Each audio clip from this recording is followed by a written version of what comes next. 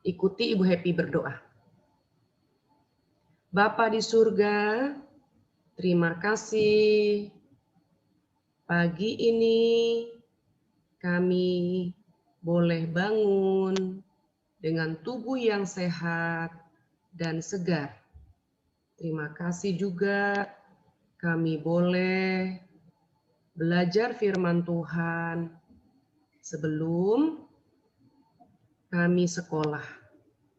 Berkatilah renungan kami pagi ini. Pertumbuhkanlah iman kami. Bentuklah kami menjadi anak-anak yang benar di hadapan Tuhan. Dengar doa kami dalam nama Tuhan Yesus kami berdoa. Amin. Ya, sekarang kita akan melihat semua fokus ya, jangan ada lagi yang main. Bagaimana Allah melaksanakan dekrit-dekrit. Dekrit itu adalah ketetapan. Jadi sejak dalam kekekalan Allah sudah memiliki ketetapan, rencana. Nah, dikatakan Allah melaksanakan ketetapannya atau rencananya dalam penciptaan dan providensi atau pemeliharaan. Kita tahu semua itu dari Alkitab yang diberikan oleh Allah kepada para nabi dan rasul. Sekarang sudah menjadi Alkitab di tangan kita. Mari kita membuka bersama-sama Kisah Para Rasul 4 ayat 27 dan 28. Semua sudah.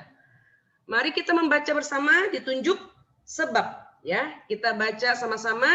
Kamu mute, Ibu Happy tidak di mute, tapi kamu membaca di rumah masing-masing. Ibu Happy membaca dari rumah Ibu Happy ya. Kita mulai dari sebab. 1, 2, 3. Sebab sesungguhnya telah berkumpul di dalam kota ini Herodes dan Pontius Pilatus beserta bangsa-bangsa dan suku-suku bangsa Israel melawan Yesus, hamba-Mu yang kudus, yang Engkau urapi, untuk melaksanakan segala sesuatu yang telah Engkau tentukan dari semula oleh kuasa dan kehendak-Mu. Oke, sekarang Alkitabnya boleh ditutup. Mari kita mendengarkan ceritanya. Nah, anak-anak, tadi Ibu Happy sudah mengatakan Allah sudah memiliki ketetapan sejak dalam kekekalan. Nah, ketetapannya anak-anak bukan hanya mencipta, bukan hanya memelihara dengan semua alam semesta taat kepada ketetapan dan hukum Allah, seperti matahari harus terbit pagi hari, terbenam sore hari. Seperti burung-burung yang dicipta untuk siang hari harus bangun, cari makan, seperti minggu lalu kita belajar ya. Karena malam akan tiba, binatang siang harus tidur, maka binatang malam akan bangun untuk berburu. Bukan hanya itu anak-anak, ketetapan Allah juga adalah untuk menyelamatkan manusia dari dosa mereka. Allah merencanakan mengutus Yesus Kristus datang ke dalam dunia menjadi manusia. Allah menjadi manusia anak-anak. Karena manusia berdosa, maka harus manusia yang menjadi juru selamatnya. Maka Allah mengutus Yesus Kristus, Allah Bapa mengutus Allah Anak datang ke dalam dunia menjadi manusia sama seperti kita untuk melaksanakan ketetapan Allah bagi keselamatan kita. Nah, maka Tuhan Yesus datang ke dalam dunia dan ketika waktunya tiba, Yesus melaksanakan ketetapan Allah, rencana Allah. Malam itu Yesus berkata kepada para muridnya, "Murid-murid, malam ini kamu akan tergoncang imanmu, karena gurumu yang kau kasihi akan ditangkap, akan dihukum, akan mati." Wah, jangan begitu guru. Ada satu murid berkata, "Kalau guru ditangkap, aku juga. Kalau guru dipenjara, aku juga. Kalau guru dibunuh, aku juga." Nah, anak-anak, Tuhan tahu manusia lemah. Kadang kita ingin ini, ingin itu, tapi kita tidak tahu kita lemah. Maka malam itu Tuhan katakan, jangan bicara sembarangan. Karena apa yang saya katakan akan terjadi malam ini. Rencana keselamatan akan dilaksanakan. Nah, maka Tuhan Yesus pergi ke Taman Getsemani berdoa. Karena Tuhan Yesus tahu, dia akan mati bagi dosa-dosa umat percaya. Dia berdoa, "Ya Bapa, sekiranya mungkin cawan murka Allah atas dosa manusia berlalu daripadaku. Tapi bukan kehendakku yang jadi, melainkan kehendak-Mu." Tuhan Yesus terus bergumul, berdoa, tetapi juga menyerahkan biar kehendak Allah Bapa yang jadi. Karena Allah Bapa yang merencanakan keselamatan, Allah Bapa mengutus Yesus Kristus datang ke dalam dunia untuk menggenapkan rencana keselamatan. Dan waktunya sudah tiba. Maka setelah Tuhan Yesus berdoa, Yudas Iskariot, murid Tuhan Yesus yang mengkhianati Tuhan Yesus, telah memberitahukan di mana posisi, di mana tempat Tuhan Yesus berdoa akan ditangkap. Maka serdadu Romawi datang menangkap Tuhan Yesus dan membawa kepada Pilatus. Malam itu Tuhan Yesus diadili. Dikatakan, "Apakah kamu raja orang Yahudi?" Yesus berkata, "Engkau yang berkata demikian, bukan aku." Loh, mereka bilang kamu raja orang Yahudi. Mereka yang berkata, bukan aku. Benarkah Tuhan Yesus raja orang Yahudi? Nah, anak-anak, Tuhan Yesus tidak banyak bicara. Lalu Pilatus berkata, "Kalau kamu jujur, aku bisa menolongmu, aku bisa membantumu." Yesus berkata, "Pilatus, semua kuasa yang ada padamu diberikan dari atas. Kamu tidak bisa membantu Tuhan, tapi Tuhan bisa membantu kamu." Kadang-kadang kita berpikir anak-anak, kita bisa membantu Tuhan. Padahal Tuhanlah yang membantu kita. Kuasa setinggi apapun dimiliki manusia, itu karena diberikan oleh Tuhan. Nah, maka malam itu anak-anak diputuskan bahwa Yesus bersalah, maka Yesus akan dicambuk, akan dipukul 39 kali. Dia akan menerima hukumannya karena orang Yahudi terus mendesak, terus memaksa Pilatus agar menyalibkan Tuhan Yesus. Kira Pilatus pikir, aku pukul saja supaya Tuhan Yesus tidak usah disalibkan. Maka dia pukul Tuhan Yesus, dicambuk, semua badan Tuhan Yesus berdarah. Lalu Pilatus berkata, "Apakah kamu puas? Sudah cukup?" Ternyata orang Yahudi mengatakan, "Tidak, kami mau dia disalibkan." Anak-anak, terkadang kejahatan manusia dipakai oleh Tuhan untuk menggenapkan kehendak Tuhan. Mereka tidak tahu bahwa Yesus memang datang ke dalam dunia untuk mati bagi dosa umat pilihan. Tapi mereka tidak tahu. Kejahatan mereka dipakai oleh Tuhan untuk menggenapkannya. Celakalah orang yang menaikkan anak Allah ke atas kayu salib.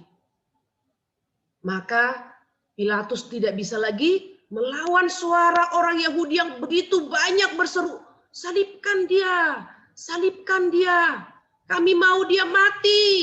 Mereka berteriak, mereka dipakai oleh iblis, tapi mereka tidak tahu bahwa mereka sedang menggenapkan rencana kehendak Tuhan.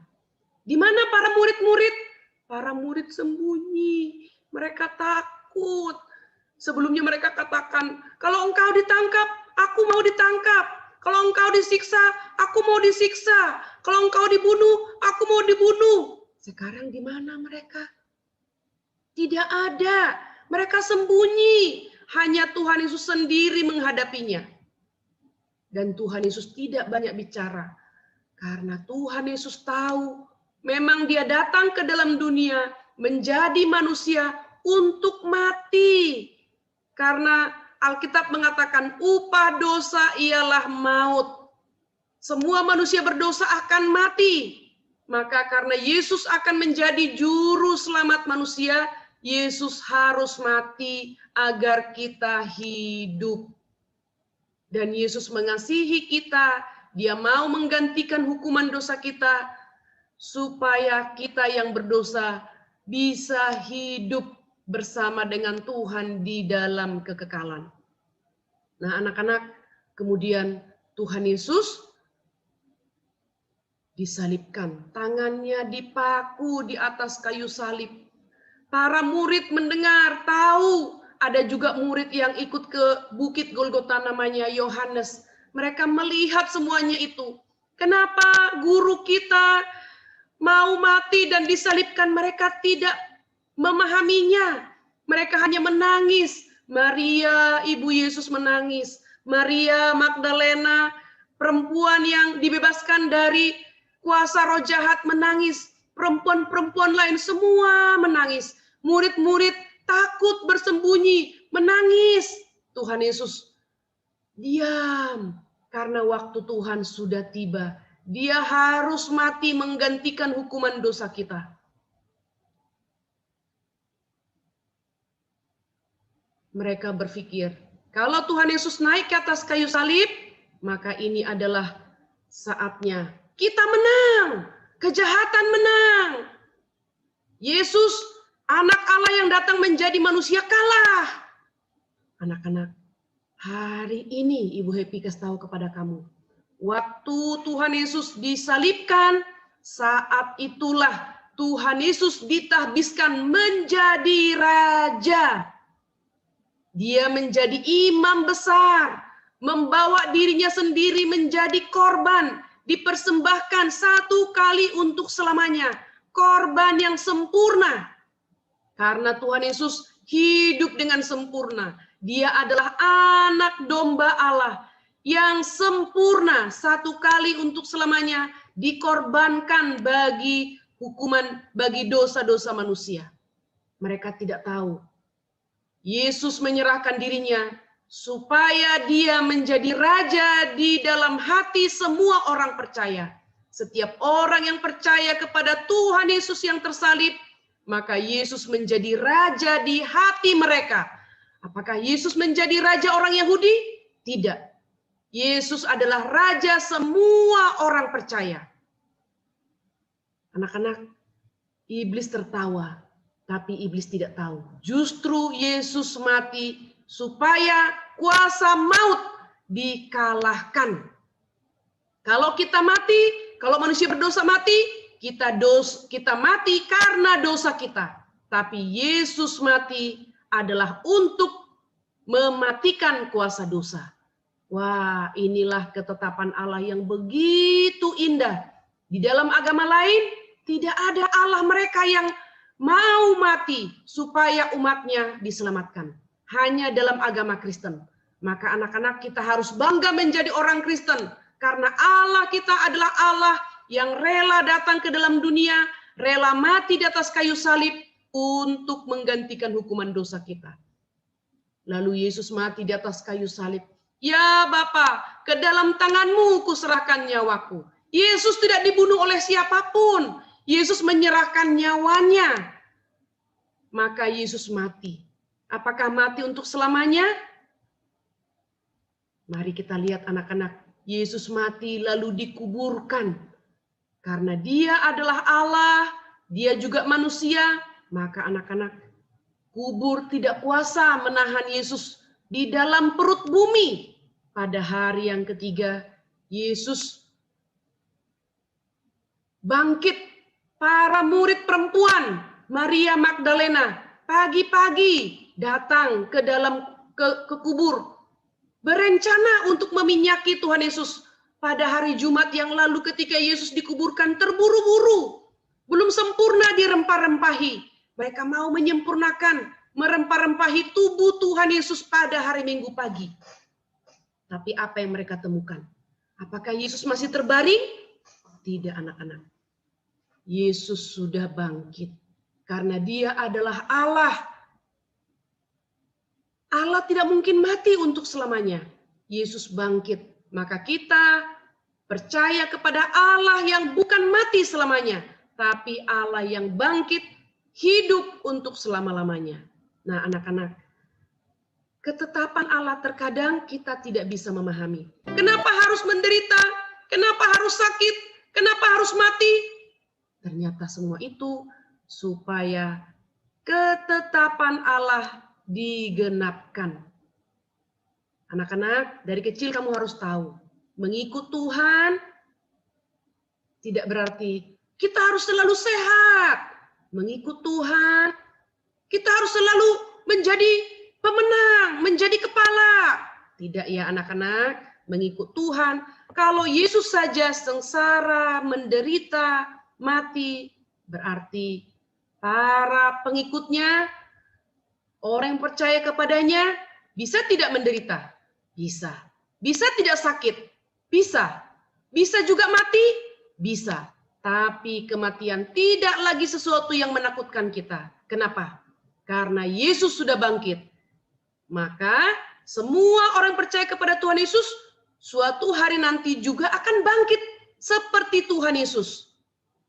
Kita sudah belajar kan? Orang-orang yang membuat patung-patung, mereka akan sama seperti patung-patungnya. Bodoh dan dungu. Tapi kita percaya kepada Tuhan Yesus, kita pun akan seperti Tuhan yang kita percaya. Dia mati tapi bangkit.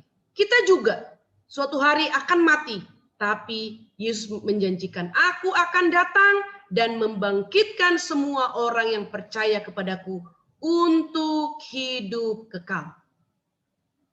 Orang yang tidak percaya bagaimana? Dibangkitkan juga, tapi untuk hukuman yang kekal. Nah, anak-anak, hari-hari ini begitu banyak berita tentang kematian. Hari Minggu yang lalu, 2 hari yang lalu, satu jemaat kami di GRII, anak perempuan usia 32 tahun, masih muda dibanding Ibu Happy. Dibanding mungkin papa mama kalian, oma opa, masih muda, belum menikah, kena kanker. Dia meninggal. Tapi anak-anak, dia meninggal dengan tersenyum. Papa mamanya menjadi kuat. Karena apa? Karena dia percaya kepada Tuhan Yesus yang sudah bangkit dari antara orang mati. Dia berkata, Papa, Mama, jangan sedih. Kita hanya berpisah sementara waktu. Tapi nanti kita akan berjumpa kembali di dalam kekekalan. Papa Mama tetap kuat dan setia kepada Tuhan Yesus sampai Tuhan menjemput. Ibu Happy tidak tahu, mungkin ada saudara-saudara kalian yang meninggal. Boleh nggak menangis? Boleh. Boleh tidak sedih? Boleh. Tapi harus percaya bahwa orang yang percaya kepada Tuhan akan bangkit dan akan memperoleh hidup yang kekal. Maka dalam hidup kita yang satu kali dan singkat ini, anak-anak, percayalah kepada Tuhan Yesus, maka kita akan dibangkitkan satu hari nanti dan hidup yang kekal. Itulah ketetapan Allah bagi kita umat pilihannya. Amin. Mari kita berdoa, lipat tangan, tutup mata, ikuti Ibu Happy berdoa. Bapa di surga, terima kasih untuk Tuhan Yesus yang telah datang ke dalam dunia menjadi manusia sama seperti kami. Tetapi Tuhan Yesus hidup dengan sempurna. Dan Dia rela mati di atas kayu salib menggantikan hukuman dosa saya. Terima kasih Tuhan Yesus, Engkau telah mati bagiku. Engkau telah bangkit menyediakan tempat di dalam kekekalan bagiku. Hari ini aku mau percaya, mau menerima Tuhan Yesus Kristus menjadi Tuhan dan Raja yang memerintah dalam hatiku. Pimpinlah hidupku mulai sekarang, berjalan dalam kebenaran, hidup dalam kebenaran, setia, beriman kepada Tuhan Yesus sampai selama-lamanya. Dengarlah doaku dalam nama Tuhan Yesus, aku berdoa. Amin.